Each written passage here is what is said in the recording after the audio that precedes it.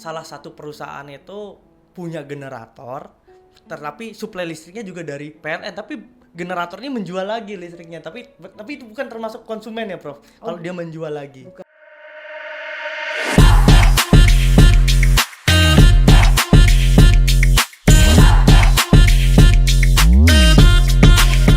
100,5 Klik FM Educating and Entertaining Radio. Selamat datang di Talk Show Hukum Hitam di Atas Putih, dipersembahkan oleh Fakultas Hukum Universitas Narotama. Oke, di depan kita berdua. Pak Rian, boleh dikenalkan dong ya siapa yang kita bawa hari ini dan kita akan ngobrolin apa siang hari ini? Oke, terima kasih Kokoyo. Saya masih kembali sama saya ya, host magang gitu. Host part-time. Host part-time. Oke. Hari ini saya Febrian Rizky Pratama bersama dengan Prof Indra Tirini SHMS gitu ya, Prof. Ya mohon maaf Prof kalau salah. Saya ulang lagi ya biar lebih tepat kok. Apa artinya sebuah nama? Tapi untuk mencapai gelar Prof susah loh. Iya betul. Hari ini bersama Prof. Dr. Indra Tirini SHMS kita akan membahas tentang perlindungan hukum bagi keselamatan konsumen listrik atas bahaya yang terjadi. Nah, pokok bahasannya itu gini kok. Kita akan membahas dua hukum kelistrikan dengan hukum perlindungan konsumen. Oke. Nah, itu Prof. Hari ini sulit sekali ya menentukan waktunya Prof karena waktunya sangat sibuk ya Prof.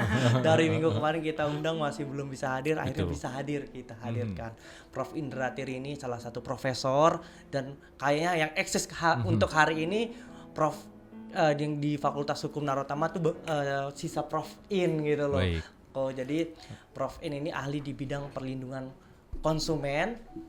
Ya di mana sebagai guru besar tentunya sudah pakarnya tentang perlindungan konsumen seperti itu. Oke, Prof, saya pengen tanya Prof, kan hari ini kita bahas tentang ketenaga listrikan dengan hukum konsumen gitu ya. Untuk pertanyaan saya yang pertama Prof, kita ngobrol sedikit ya Prof. Perlindungan konsumen tuh menurut Prof itu seperti apa gitu Prof?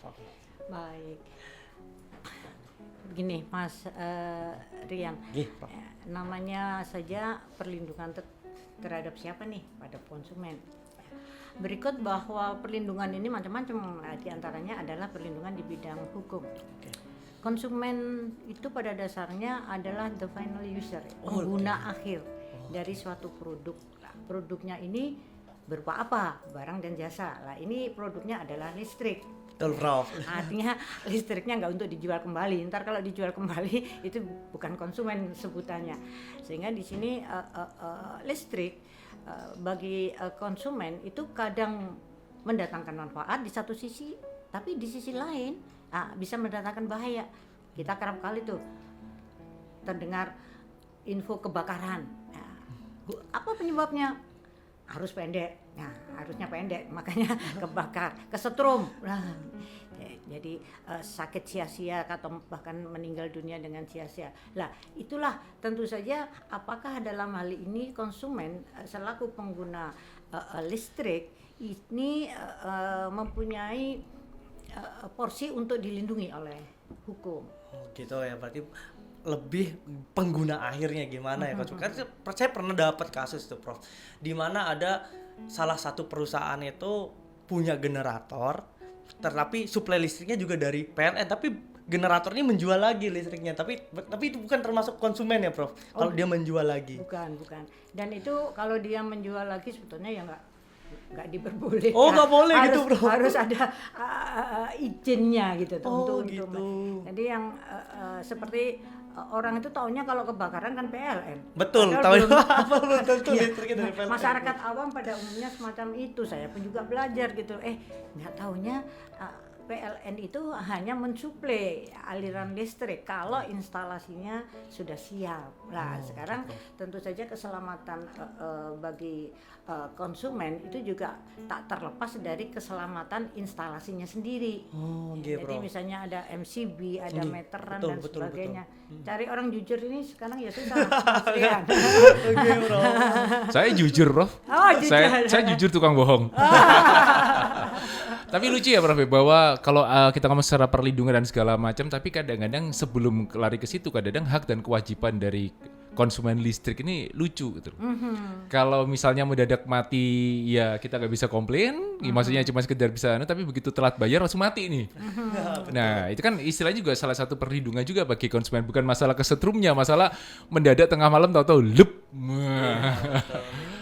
Baik, begini Mas, bahwa konsumen listrik itu lawan pihaknya siapa sih? Iya. Tentu saja adalah pelaku usaha. Lah, pelaku usaha ini di bidang kelistrikan atau ketenaga listrikan nasional di Indonesia ini macam-macam. Di situ kan ada pembangkit listrik, ada transmisi, kemudian ada distribusi. Lah, distribusi inilah yang sebetulnya dilakukan oleh PLN. Jadi PLN ini adalah selaku pelaku usaha. Berikut nanti disampaikan tahu-tahu lampunya mati pet. Nah, petnya ini bahwa memang kita harus pahami ya, ada ketentuan ya, walaupun ini bersifat sepihak dari PLN. Perusahaan apalagi perusahaan besar begitu terindikasi ya monopoli, walaupun sebetulnya enggak gitu. Itu tentu saja sudah membuat aturannya sendiri begitu ya, bahwa matinya ini cuma 1 jam, 2 jam, semalam. Jadi tentu saja ketentuannya ada kalau 3 hari berturut-turut ini baru kita bisa komplain atau minta ganti rugi, karena konsumen ini pun juga harus jujur matinya karena apa begitu, karena memang dari PLN semuanya mati atau salah dalam penggunaan. Sebetulnya listriknya itu adalah sebagai pelanggan rumah tangga, nggak taunya dipakai untuk bisnis. Gitu. Sehingga di situ overload. Begitu Mas. Menarik nih Prof, ternyata saya baru tahu kalau kita nggak boleh menggunakan, misalnya kita pakai pribadi terus digunakan untuk bisnis. Nah itu gimana ketentuan sanksinya Prof kalau kita menggunakan, kita nggak kasih tahu PLN kalau kita pakai bisnis, itu gimana Prof menurut Prof? Ya, orang hukum ini mesti yang ditanya sanksi. Padahal walaupun sanksinya penjara, denda, tapi kalau konsumennya nakal begitu, bahwa siapa takut gitu ya. Nah, artinya bahwa kalau dilihat dari konsumennya begitu, kemudian di sini tidak untuk peruntukannya, kemudian PLN-nya ini sudah mengaliri, ya tentu saja kalau dia menimbulkan kerugian bagi pelaku usaha ya pelaku usaha ya bisa minta ganti rugi sama. Nah, tapi sebaliknya kalau dari intinya bahwa konsumen pun juga bisa disanksi, ya sanksinya itu bisa sanksi pidana, bisa sanksi perdata. Biasanya kalau perdata kan ganti rugi, ganti rugi. Tapi kalau sanksi administratif itu biasanya ya teguran dan sebagainya, seperti itu Mas. Sanksi itu kan nestapa atau hukuman akibat dilanggarnya suatu aturan. Semacam itu. Berarti ada 2 ya, bisa secara perdata maupun bisa juga secara pidana, maupun dari sisi pelaku usaha maupun dari konsumennya gitu. Oke Prof, ini menarik sekali ya tentang hukum listrik. Saya juga baru tahu ternyata listrik itu ada hukumnya juga gitu loh. Gitu. Saya tahu cuma belajar tentang perlindungan konsumen aja gitu Prof.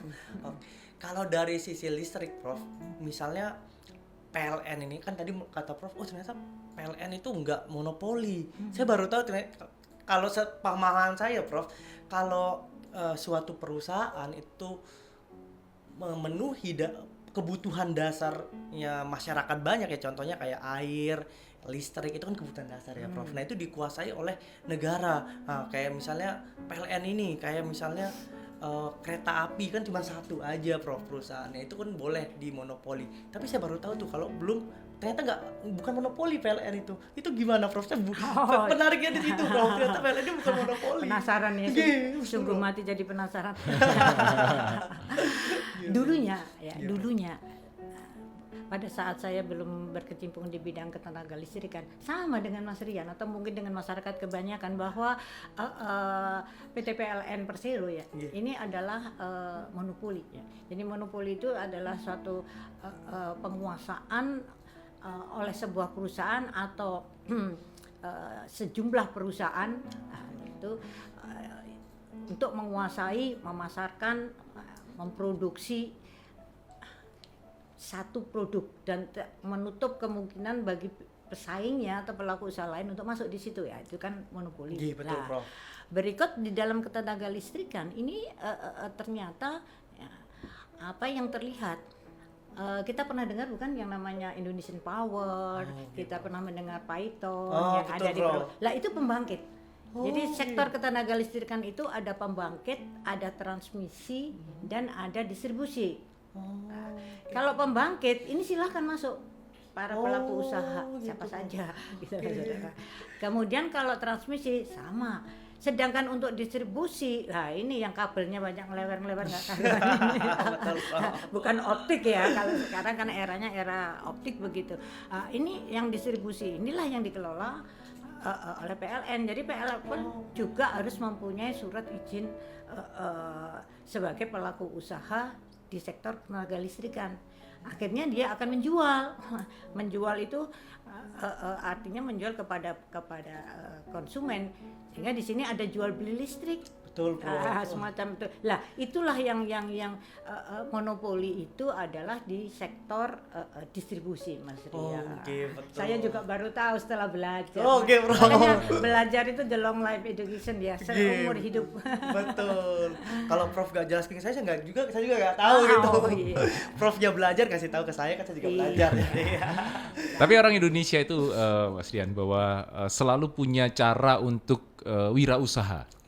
Di 5-10 tahun ke depan saya yakin penjual bensin eceran itu akan berganti dengan penjual token listrik eceran yang untuk mobil listrik tuh. Oh iya, kan? betul. Oke, kalau misalnya kita jalan dulu kan botol. Sekarang mungkin colokan. Nah, sini. Nah, itu gimana ya Prof ya? Kan ini kan mungkin kalau kita ngomong secara hukum PLN kan itu udah sekian tahun yang lalu tuh. Kita kan sekarang udah mulai banyak mobil yang EV tuh, electric vehicle, dan itu semuanya membutuhkan charger untuk mereka. Itu kadang-kadang kalau misalnya ke suatu daerah yang terlalu terpencil, nggak nemu nih chargernya. Apakah boleh orang-orang itu membuka yaitu jasa charger itu kayak bensin eceran akhirnya? Iya. Wah, ini pertanyaan menarik nih genset ya. Bicaranya adalah visioner. Benar bahwa kalau di Jakarta atau boleh jadi di tempat lain kan mobil listrik, boleh jadi motor listrik udah ada. Di Surabaya kan kemarin barusan diluncurkan ya oleh wali kota. Bahwa token ya itu tentu saja kan namanya konsumen listrik itu salah satu kewajibannya adalah membayar tagihan atau beli. Betul. Itu kalau pulsa begitu. Sehingga pulsa ini tentu saja dibutuhkan bagi kendaraan bermotor listrik. Nah, semacam itu. Sehingga nanti ada orang pasang colokan jual listrik eceran misalnya ya, bisnis itu jual eceran sehingga nggak ada lagi sama dengan kita sekarang sebutnya beli bensin. Coba ke SPBU ada bensin kan nggak ada pertalite tapi masyarakat ya omongnya bensin. Kalau orang Surabaya tambah bensin pakai bensin begitu mah. Jadi memang eranya ke depan ya semacam itulah. Jadi itu kan ada pasca bayar dan prabayar, itu kan sekedar cara pembayaran. Tapi ketika dikomersialisasikan, sebenarnya kan kayak bensin sendiri kan harusnya itu dimonopoli oleh Pertamina harusnya ya. Tapi kok ada orang-orang di acara bikin Pertamini bukan Pertamina kan? Ada pomnya lagi. Jadi pomnya itu ya cuma isinya cuma 1 liter sampai 5 liter, tidak lebih dari itu. Ada pomnya, ada listriknya dan modelnya kayak Pertamina. Kan kayaknya kayak bensin swasta tuh. Nah nanti kedepannya kemungkinan besar ada juga orang-orang untuk mengisian listrik yang swasta juga, sepertinya kan seperti itu. Baik, sepertinya semacam itu benar. Ini ahli prediksi. Prediksi baik. Gara-gara ada Pertamini tuh. Pertamini. Jadi kalau sekarang di desa-desa yang sulit dijangkau, desa betul. itu kan ada SPBU kecil Iya, gitu ya. Padahal kita tahu juga bahwa itu juga ada bahayanya. Apalagi colokan semacam itu. Artinya bahwa kedepannya ya, untuk prospek yang akan datang, tentu saja hal-hal semacam ini nggak bisa dihindari dong. Kenapa demikian? Lah sudah, wong gampang pakai colokan aja bisa, ngapain harus kita tapi tentu saja lazimnya SPBU mini, namanya mini ya. Ya, tentu saja dalam berkolaborasi bekerja sama dengan sama saja Pertamina semacam itu. Artinya Pertamina bekerja sama gitu kalau bensin ya, bekerja sama dengan PT PLN karena yang berhak, yang menguasai ya tadi. Begitulah Undang-Undang Dasar 1945, Undang-Undang Ketenagalistrikan nomor 30 tahun 2009 itu juga semacam itu, bahwa bagaimanapun listrik ini sumber energi primer. Sumber energi primer yang boleh jadi mau nggak mau era digital saat ini mati lampu sak jam gitu aja wis bingung sehingga listrik itu ya, di satu sisi itu bermanfaat tapi di sisi lain berbahaya. Itu aja. Gitu, Dua sisi yang saling berbalikan. Begitu Mas. Siap, kita masih di Talk Show Hukum bersama Universitas Narotama di Fakultas Hukum dan kita masih bahas tentang perlindungan hukum terhadap konsumen listrik. Ada kejadian ini kejadian di dekat rumah saya itu ada rumah membangun. Terus sama yang punya itu sama tukangnya dibilang, saya tak lapor dulu aja masalah kelistrikan. Takutnya kalau misalnya nggak lapor nanti gini-gini ya. Akhirnya dia lapor sama Pertamina, sama PLN dibalikin lagi. Udah diurus sendiri aja Pak. Nah kalau sampai seperti itu tiba-tiba terjadi sesuatu itu pasal hukumnya gimana, Prof? Baik. Ini kan boleh ya kayaknya. Agak nyerepet nyimpang tapi ya masih terkait, nggak apa-apa dikait-kaitkan aja. Begini, bahwa PT PLN itu kalau instalasi listriknya itu sudah aman, ya, terandalkan, ya, maka di sini baru dialiri listrik. Lah, untuk menyatakan bahwa instalasi listrik itu layak dapat dialiri listrik, maka di sini harus diterbitkan surat layak operasi. Maka itu memang bukan tugasnya PLN. Nah, itu adalah tugasnya lembaga inspeksi ketenagalistrikan yang dulu namanya PT Konsuil gitu ya. Sekarang PT Perdana Konsuil. Macam itu. Sehingga di situ ya semacam kayak mobil lah, mobil penumpang atau untuk umum itu kan ada kir juga. Betul. Makanya kalau sebelum terbakar, biasanya kalau kita kebakar dulu baru berpikir kan. Betul. ya. Sehingga kalau membangun apalagi baru, dulu kan ada namanya kontraktor listrik. Ya. Sekarang ini kontraktor hanya berkewajiban untuk memasang instalasi listrik. Tetapi instalasi yang dipasang oleh kontraktor ini apakah layak sudah gitu loh, aman, ya, bermutu begitu. Sehingga di sini kan ada juga SNI dan sebagainya. Lah ini kalau jujur, mudah-mudahan kontraktornya jujur sehingga baik, ya amanlah konsumen. Semacam itu, sehingga konsumen itu hendaknya bijak ya. Ya, bahasanya gitu lindungilah ya, bijak ya. diri sendiri dulu, karena salah dalam memanfaatkan bisa sangat berbahaya. Sehingga memang apa yang disampaikan oleh PT PLN benar adanya gitu loh. Itu saya sih cuma mempunyai kewenangan menguasai aliran listrik untuk dialirkan. Terus urus sendiri, itu maksudnya ngurus itu tadi, surat layak operasional, SLO namanya. Selama ini kan kita nggak tahu, karena kita tanya langsung ke PLN, ternyata ada inspeksi lain. Ya gitu. bener ya, ternyata masyarakat itu pokoknya taunya PLN, gitu, apapun PLN. Baik, ini ada pertanyaan di WA kita 082297971005 dari Rosian, mahasiswa hukum Universitas Narotama mau bertanya. Listrik telah menjadi urat nadi kehidupan modern, menggerakkan ekonomi, pendidikan hingga pelayanan publik. Namun di balik ketergantungan tersebut, konsumen seringkali berada di posisi yang paling rentan terhadap ketidakstabilan pasokan. Ini kayak skripsi bab 1 ini, pembukaan. Adalah terbelakang ya. Saya langsung kayak bab 1 ya. Dalam konteks demikian, bagaimana negara menegakkan prinsip consumer protection by law di sektor ketenagalistrikan agar tidak sekedar menjadi retorika normatif tanpa daya implementatif. Masuk bab 2 nih udah. Oke, pelan-pelan ya. Jadi kita lihat dalam konteks yang seperti ini, bagaimana negara menegakkan prinsip consumer protection by law di sektor ketenagalistrikan agar tidak sekedar menjadi retorika normatif tanpa daya implementatif. Karena selama ini konsumen itu berada di posisi yang paling rentan, maklum dalam tanda kutip monopoli. Bener salah ya nggak bisa nuntut, cuma monopoli nggak bisa pindah gitu. Ini gimana, Prof? Baik, di situ ada consumer protection by law ya, ketenagalistrikan, bahwa pemerintah dalam hal ini tentu saja pemerintah pusat dan pemerintah daerah itu sama-sama mempunyai kewenangan dan mempunyai kewajiban untuk menyediakan tenaga listrik yang andal, terus-menerus ada kontinuitas. Nah, semacam itu. Makanya sekarang kan lagi digalakkan nih bagaimana bekerja sama dengan investor asing. Ayo silakan masuk ke Indonesia.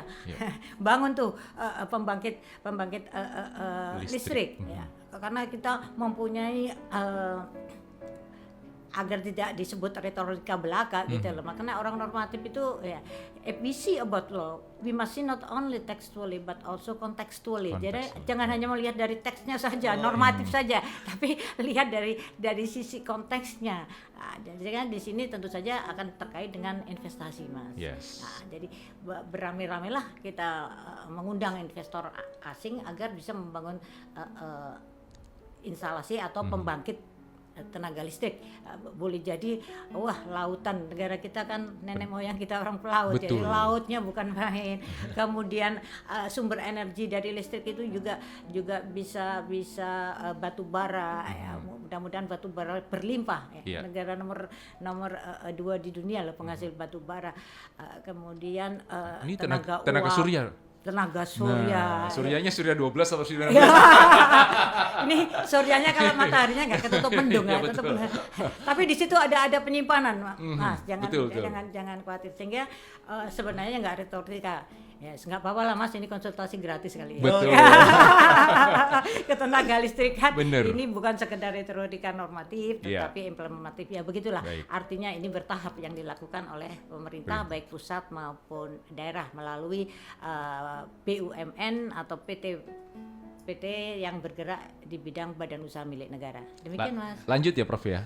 Apakah instrumen hukum positif seperti Undang-Undang Nomor 30 Tahun 2009 tentang ketenaga listrikan dan Undang-Undang Perlindungan Konsumen telah benar-benar berfungsi sebagai mekanisme preventif dan represif dalam melindungi hak konsumen listrik, atau justru menyisakan ruang abu-abu yang melindungi korporasi penyedia energi dari tanggung jawab hukum Undang-Undang Nomor 30 Tahun 2009 gitu loh. Baik. Bab 3 udah. Bab 3. Habis ini konklusi. Kalau sudah ngomong undang-undang itu pasti normatif. Oh gitu ya. Bukan hukum kalau nggak undang-undang. Iya. Padahal hukum itu nggak sekedar undang-undang kan begitu. Nah, baik, dari sisi di sini bahwa melindungi konsumen itu macam-macam. Ada yang jujur, ada pula yang tak jujur. Ya, artinya apa?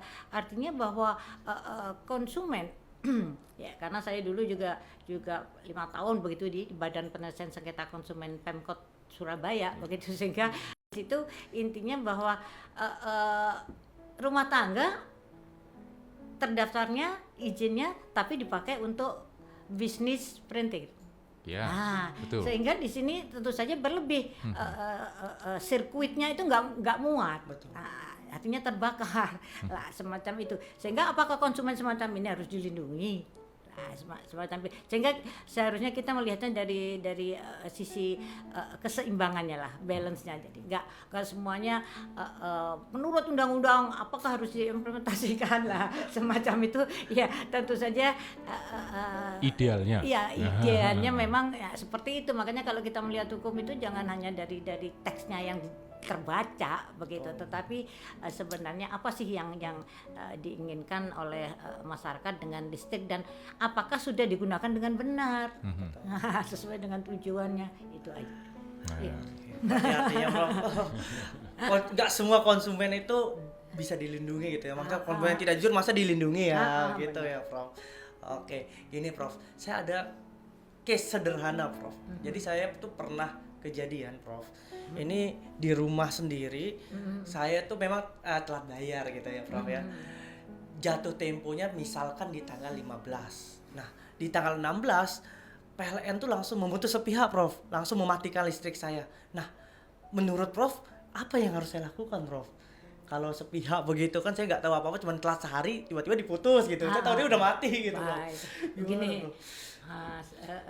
Rian, namanya aja sepihak, satu pihak. Gero. Bahwa pada dasarnya kalau ada pelaku usaha, ada konsumen, harusnya ya dua pihak. Betul, Kan Prof. seperti itu. Tapi ini diputus kok sepihak. Lah, begini Mas Rian, bahwa memang ada peraturan umum listrik ya. Iya, Prof. Berikut bahwa biasanya kita itu setelah jadi pelanggan, jadi kalau pelanggan itu ada kontinuitas, maka disebut dengan customer. Kalau konsumen boleh jadi sekali, 2 kali, nggak ada gitu. kesinambungan. Nah itu Perbedaannya apa ya? bedanya. Nah sekarang diputus pihak telat bayar. Semacam itu. Lupa dulu waktu aplikasi tanda tangannya apa. Gitu ya, Prof. Apabila sama dengan yang lain gitu, karena posisinya dari si pelaku usaha ini lebih dominan, lebih berpengalaman, lebih dia menguasai tadi sektor yang menguasai hajat hidup orang banyak. Iya, itu yang disebut dengan take it or leave it kontrak. Kalau setuju ya tanda tangani ya. Makanya kalau diputus seperti tadi disampaikan air sama gitu. Nggak bisa kita berlangganan selain ke PT PLN atau ke selain PDAM semacam itu, sehingga di sini makanya baca dulu baru tanda tangan atau tanda tangan dulu baru baca. Kalau kita mau jadi pelanggan. Kalau baca dulu Begitu. kesuwen, Bro. Kesuwen. Kecil-kecil tulisannya. Tulisannya kecil-kecil nggak ngerti lagi. Betul. Oke, ada kasus varian. Nah, Jadi, kasus saya ini baca dari tablet Tempo ya. Oke, Jadi dia itu cerita ada pelanggan PLN yang mendadak kena denda 41 juta. Karena itu petugas itu jarang-jarang ngecek meteran. Sekalinya ngecek tahu-tahu wah numpuk, padahal dia bayar tiap bulan dia bayar. Jadi dia nggak tahu tagihan tuh berdasarkan apa, tiap bulan dia bayar normal saja sampai titik di mana akhirnya ada petugas ujuk-ujuk mengecek terus bilang ini terus keluarlah denda dan itu resmi dari PLN 40 sekian juta. Nah, di posisi ini kan sebenarnya customer nggak salah karena kan dia harusnya nunggu listrik. Nah, kan ada itu tuh. Selama ini kan ada suara kayak gitu. Ini nggak pernah, tahu-tahu datanglah beramai-ramai dicek and then wah, tiba-tiba muncul denda seperti itu. Nah, hal seperti ini gimana, Prof? Kan mereka kita sama-sama nggak tahu ya pelanggan ya. Kita bayar normal tiap bulan nggak pernah telat. Kok mendadak ada tagihan kayak gini? Baik, Mas. Begini, kalau kita melihat sesuatu ya, melihat itu berarti apa yang terjadi. Ya. Yang terjadi di sini bahwa merasa membayar, nggak pernah telat. Tahu-tahu dapat tagihan sebesar sampai 41 juta. Nah, maka dalam hal ini di Indonesia khususnya juga mengenai pelanggan atau konsumen listrik ini, tentu saja buktikan bahwa Anda itu nggak telat. Apa buktinya nih? Ini mungkin yang nggak pakai token ya, pasca bayar. Pasca bayar tuh. Semacam itu, sehingga dalam hal ini tentu saja di Indonesia ini masih kuat, lekat begitu, lekat bahwa bukti yang tertulis itu yang utama, walaupun dengan sarana digital itu harus bisa di print out begitu kan, undang-undang ITE begitu, sehingga dalam hal ini bahwa gimana nih konsumen kok tahu-tahu tagihannya 40 juta ya sudah harus kemana. Ya tentu upaya ini bisa jadi berhasil atau enggak ya, itu aja. Jadi tolong dibuktikan secara terbalik bahwa saya nggak salah. Tagihan ini nggak benar, ini loh buktinya. Nah, begitu Mas. Tapi kan bukan karena dia, istilahnya dia tuh kayak bayar minimal ya, karena tidak ada yang ngecek. Begitu sekali ada sidak gitu, mungkin dari PLN pusat sidak, akhirnya sekarang PLN kan punya kayak alat tuh, Prof. Pakai laptop terus dibuka-buka gini, dia keluar ternyata, lah kok nggak sesuai yang dibayarkan dengan yang dipakai. Nah, itu kan mengakibatkan akhirnya dia kena denda. Tadi saya baca seperti itu, tapi tukang baca listriknya itu tidak pernah muncul. Asal pokoknya dikasih minimal. Ya kan semua orang ya mau ya minimal ya. Begini Mas, itu banyak faktor ya. Yeah. Bahwa yang ngecek, Pihak jadi ketiga. outsourcing. Begitu Mas. Jadi itu urusannya siapa dia? Ya urusannya antara pelaku usaha PT PLN dengan rekanan kerjanya ini. Ngapain nggak pernah ngecek? Tahu-tahu kok tagihan membengkak. Nah, semacam itu. Apakah mempunyai kewajiban si rekanan ini untuk melaporkan ke PT PLN bahwa pemakaiannya loh sekian? Gitu. Ternyata ini jauh melebihi dari kapasitas yang seharusnya dia dapatkan. Nah, semacam itu, sehingga mungkin boleh jadi memang harus diperbaikilah kerjasama antara pihak outsourcing atau perusahaan-perusahaan outsourcing yang ngecek meteran itu dengan PT PLN. Nah, semacam itu, sehingga di sini PT PLN biasanya ya sudah yang normatif tadi, pendek kata ada pelanggaran wis cendo gitu ya lah, semacam itu. Gitu. Demikian Mas. Oke, dari saya ini Prof. Dari tadi kita bahas kasus terus Prof. Wah, ini Prof ditembak berjitu-jitu dengan apa namanya, dengan kenyataan di masyarakat atau kasus. Nah, kita balik lagi ke mungkin dari sisi akademis ya Prof. Tadi Prof mengatakan bahwa ternyata kita ada melakukan jual beli listrik. Nah, berarti listrik ini suatu benda berarti Prof ya. Nah, bisa dijelaskan Prof, kok bisa listrik ini bisa dikatakan benda yang bisa dijual belikan gitu Prof? Gimana itu Prof? Baik, ini sama dengan handphone kita ya, Lagi, isi pulsa. Gitu. Sama nanti dengan token kan semacam itu. Pada saat itu saya mencoba sampai di Indonesian Power, waktu itu saya ada di sana yang jadi moderator dari pembicara yang memang ahlinya di bidang ketenaga listrikan. Sebetulnya listrik itu termasuk benda kah? Nah, betul Bro. Ya, pada dasarnya dari sisi hukum kebendaan begitu, bahwa benda itu kan macam-macam. Ada yang bergerak, ada tidak bergerak, berwujud, tidak berwujud, dan seterusnya. Lah sekarang apakah listrik itu bisa disebut sebagai benda tidak berwujud? Betul Bro. Itu. Ntar biasanya benda tidak berwujud itu apa? Angin, setan, jangan.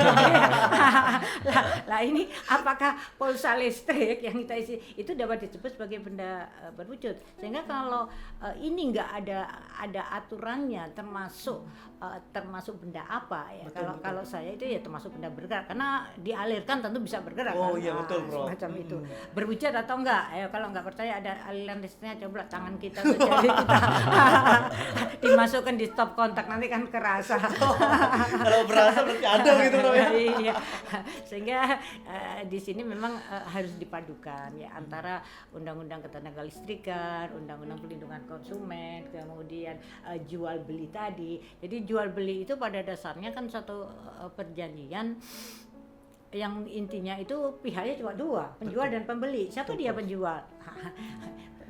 Tadi kan juga ada kasus gitu, dia itu nggak punya izin untuk jual kembali lah, kembali. Lah penjual ini pada dasarnya adalah mendapatkan hak untuk dibayar. Sebaliknya si pembeli, si konsumen, pelanggan ini mempunyai kewajiban untuk membayar. Jadi kewajiban bagi yang satu adalah hak bagi yang lain. Inilah yang disebut dengan reciprocal agreement, perjanjian yang bertimbal balik. Jadi intinya memang jual beli listrik.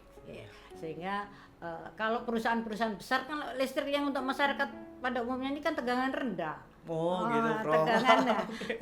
Kalau mau nyoba itu ke tegangan tinggi, itu kan juga bahaya. Bahaya yang bahaya sekunder gitu ya. Betul, Bro. Demikian Mas. Ya. Kalau kita melihat memang di pasal 1457 BW ya, kalau kita BW kita kan jual beli itu adalah di mana satu pihak itu menyerahkan barang, satu pihak memberikan harganya gitu kan Prof. Tapi kalau kita listrik ya listrik itu bisa diperjualbelikan gitu ya Prof ya. Oke. Impactnya begini Prof.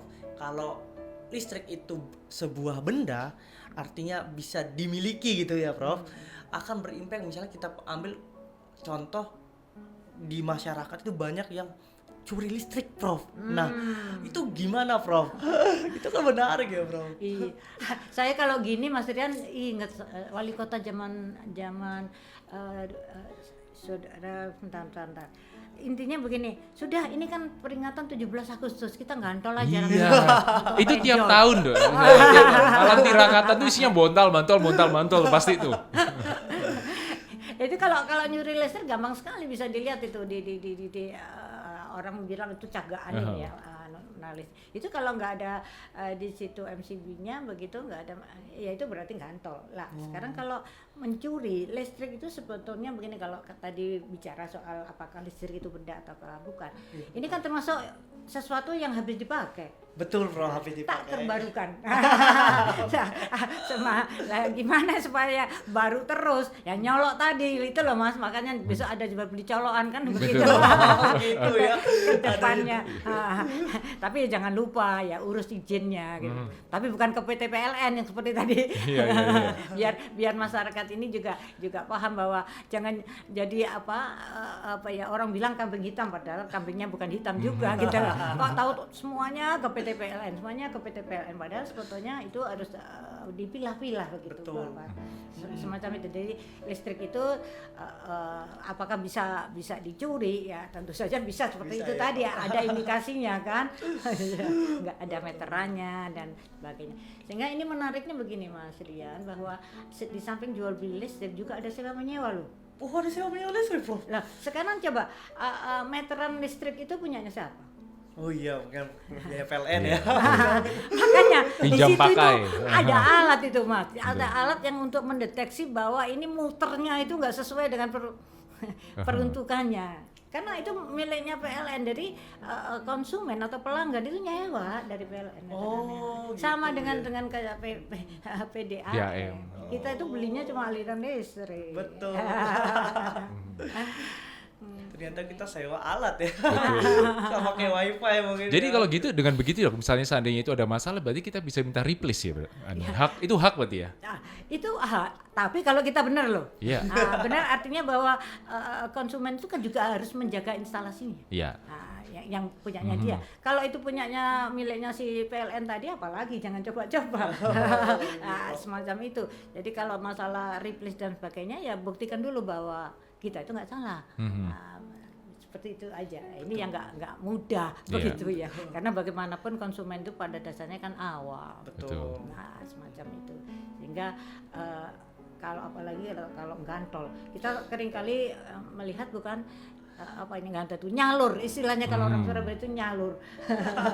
Daripada masang sendiri, karena untuk memasang baru itu tentu saja kan ada persyaratannya. Betul. Ya, kepemilikan rumah, tanah dan sebagainya. Jadi paling gampang di situ aja, potong kompas gantol atau potong kompas nyalur. Nah, semacam itu. Jadi tolong dipikirkan mengenai risiko akan bahaya dari listrik. Oke. Luar biasa Prof ya. Ternyata saya kalau menarik dari pembicaraan Prof, berarti listrik itu termasuk benda yang tidak berwujud dan bergerak ya Prof. Iya. Karena dia bisa dialirkan, nanti konsekuensinya ya dia bisa, kalau terjadi pencurian ya bisa dicuri gitu listrik, karena dia sifatnya benda. Nah bisa juga ternyata kalau terjadi kerugian terhadap konsumen, ternyata bisa juga minta ganti rugi gitu ya Prof. Benar. Oke, tadi Prof mengatakan bahwa kita harus membuktikan. Gimana maksudnya Prof? Kita membuktikan ke PLN-nya atau misalnya kalau kita gugat ke pengadilan baru kita buktikan Prof? Itu gimana? Orang menggugat itu kan menuntut hak.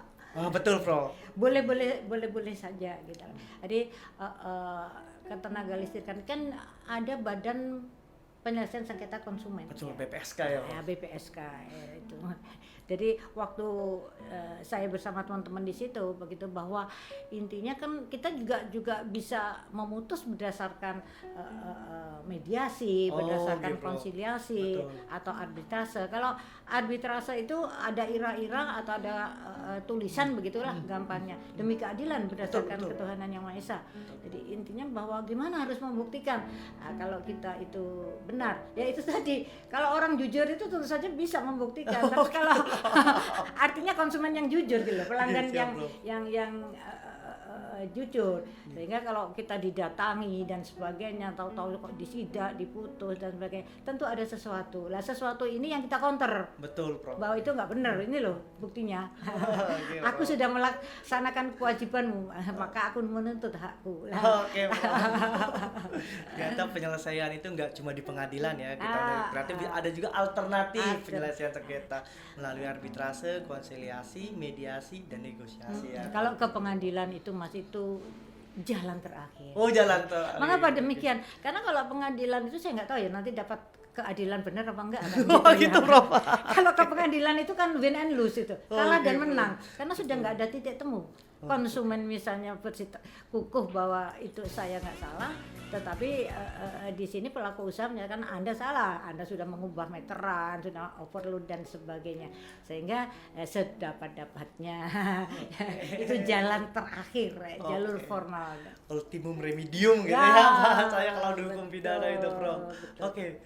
Pak Hos, ada pertanyaan? So far so good sih, cuman beberapa teman juga nyoroti katanya percuma lawan PLN, menang gitu. kalah kita gitu.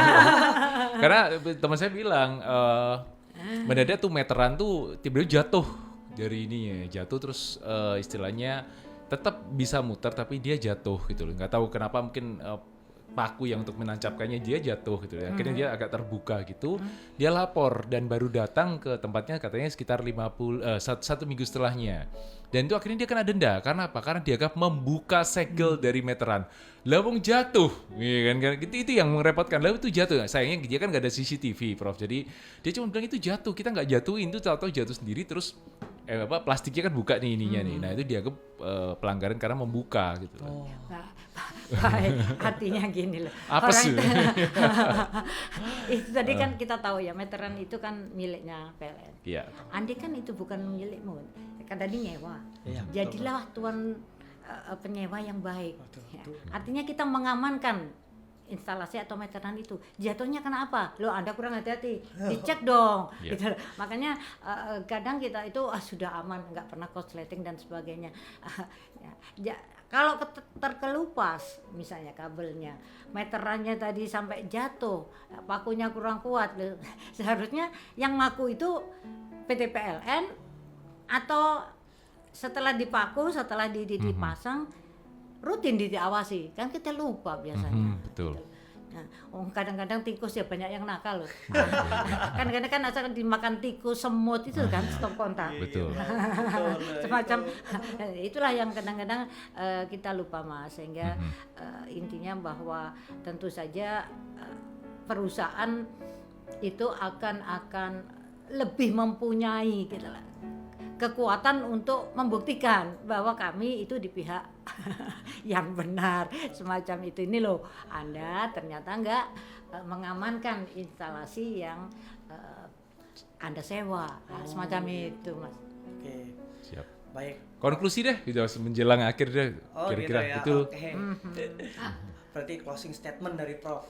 Gimana, Prof, untuk tema hari ini? Baik, closing statementnya bahwa kita sebagai konsumen atau boleh jadi sebagai pelanggan listrik, di satu sisi kita paham benar listrik itu kebutuhan yang tak terhindarkan, kebutuhan primer. Di satu sisi bahwa masyarakat tentunya menyadari bahwa ini bisa mendatangkan manfaat kalau penggunaannya benar. Tapi sebaliknya kalau penggunaannya tidak benar, risiko akan datang. Boleh jadi kebakaran, boleh jadi kesetrum, ledakan dan sebagainya. Sehingga sering-seringlah gitu memasang atau sering-seringlah kita kerap kali untuk mengecek, jangan sampai kita ditagih, tagihan membengkak, didenda baru. Nah, itulah, mudah-mudahan kita jadi konsumen yang melindungi diri dan menggunakan listrik sesuai dengan peruntukannya. Oke, wah terima kasih Prof. Wah, kalau di kampus nih Prof yang paling cantik gitu ya. Terima kasih Prof. Indra Trini sudah meluangkan waktunya untuk hadir di acara kita setiap hari Selasa ini, Prof. Oke, itu aja mungkin dari saya ya, Prof. Saya mungkin akan kembalikan ke host utama, karena host magangnya sudah selesai. Terima kasih sudah mendengarkan Talk Show Hukum bersama dari Fakultas Hukum Universitas Narotama Surabaya.